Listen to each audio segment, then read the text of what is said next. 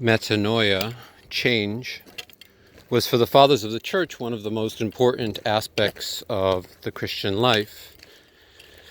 We are becoming what we are supposed to be.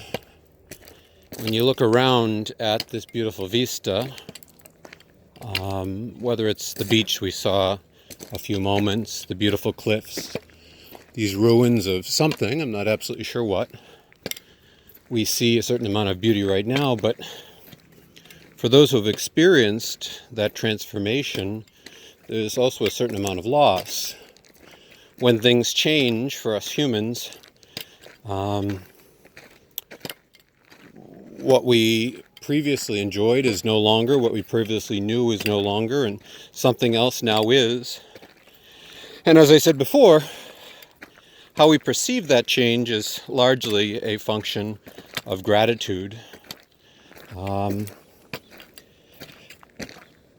And so, we're walking the Camino now, and every step is difficult for us, and yet in between all of the steps, there are moments of beauty, there are moments of joy, there are moments of despair, there's moments of sheer pain. That's how we experience as human beings. As I said before, one of the main problems with God that many people have is that they anthropomorphize him. They presume that he's like us. God doesn't experience reality as change, because God does not change. Rather, he experiences all of the good without any of the difficulty of moving from point to point to point. I've had so many beautiful experiences just in 3 days of the Camino, and I look forward to getting to Santiago, and yet there have been long periods of emptiness, long periods of transition from getting here to there. That's a result of the fact that I'm in time, and so I'm experiencing change.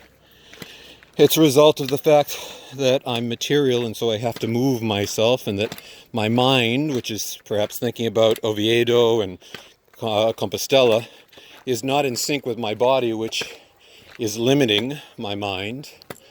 And so there's a purification, there's a loss, there's a passing of time, a form of suffering. For God, none of this exists, because of course God is immaterial and he's unchangeable. And I think that's a really important thing for us to philosophically and theologically consider, because I think it answers so many of our difficulties with God. And it also opens us up to a thought that, when I've suggested it to young people and to old people, is really quite exciting: the reality of heaven. I think for most of us, we think about heaven and we think that we're all sitting on clouds with harps and doing nothing all day, or maybe playing croquet. I've used the example with some of the students before of the Simpsons episode where Bart goes and becomes Catholic, and Homer decides to become Catholic with him, and Marge is concerned because she's a good Protestant, and she's concerned that she'll go to Protestant heaven and Bart will go to Catholic heaven.